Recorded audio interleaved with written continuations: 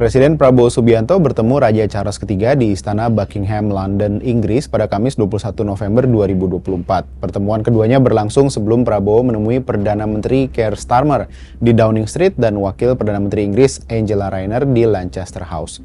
Prabowo menyebut pertemuannya dengan Raja Charles III membahas beberapa hal, khususnya terkait pelestarian lingkungan dan alam. Prabowo juga mengungkapkan punya banyak kesamaan dengan Raja Charles dalam upayanya mengatasi masalah lingkungan. Lantas, apa arti penting pertemuan ini bagi kedua negara?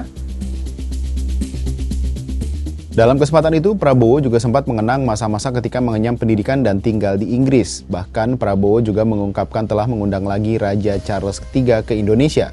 Diketahui pada 1989, Raja Charles yang saat itu masih berstatus pangeran sempat bertandang ke Indonesia bersama istrinya kala itu, mendiang Lady Diana. Pertemuan Prabowo dan Charles III yang berlangsung sekitar 30 menit itu harus diakhiri lantaran Prabowo harus melanjutkan agenda pertemuan dengan Perdana Menteri Inggris Keir Starmer di Downing Street dan Wakil Perdana Menteri Inggris Angela Rayner di Lancaster House, kemudian dilanjutkan dengan menghadiri CEO Roundtable Forum. Dari rangkaian pertemuan tersebut, situs resmi pemerintah Inggris merilis pernyataan bersama tentang kemitraan strategis baru antara Indonesia dan Inggris. Sejumlah nota kesepahaman atau MOU yang ditandatangani mencakup pertumbuhan ekonomi berkelanjutan dan pembangunan manusia, pertahanan dan kebijakan luar negeri, perubahan iklim, transisi energi, dan pembangunan berkelanjutan. Pemerintah Inggris maupun Indonesia sepakat meluncurkan kemitraan strategis baru itu pada 2025. Kedua negara juga sepakat mendorong kerjasama perdagangan sebagai salah satu upaya mengantisipasi ketidakpastian global. Untuk itu, dalam bidang pertumbuhan ekonomi yang berkelanjutan dan pembangunan manusia, disepakati untuk membongkar hambatan perdagangan kedua negara. Kemitraan pertumbuhan ekonomi yang baru antara Indonesia dan Inggris juga akan diwujudkan. Hal ini diharap mampu menaikkan volume perdagangan dan investasi kedua negara.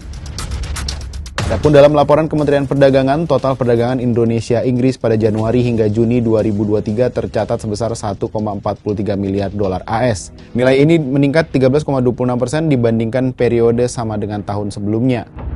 Sedangkan pada 2022, total perdagangan kedua negara tercatat 2,7 miliar dolar AS. Dari perdagangan ini, neraca perdagangan Indonesia atas Inggris surplus sebesar 0,62 miliar dolar AS. Komoditas yang memberikan surplus terbesar adalah industri alas kaki. Selain hubungan perdagangan, kemitraan industri pertahanan Indonesia dan Inggris juga akan terus diperkuat, termasuk pembangunan frigat atau kapal tempur merah putih. Kedepan kerjasama akan terus ditingkatkan untuk memperkuat kapabilitas TNI AL termasuk industri pertahanannya. PM Inggris juga menyampaikan komitmen kerjasama di bidang perubahan iklim, transisi energi, dan pembangunan berkelanjutan. Pemerintah Inggris menegaskan kembali komitmen mempercepat pendanaan terkait kemitraan transisi energi adil Indonesia. Dengan kata lain, Inggris ingin memastikan kontribusinya pada target nol emisi karbon di Indonesia. Sampai jumpa di Bahas Peristiwa berikutnya.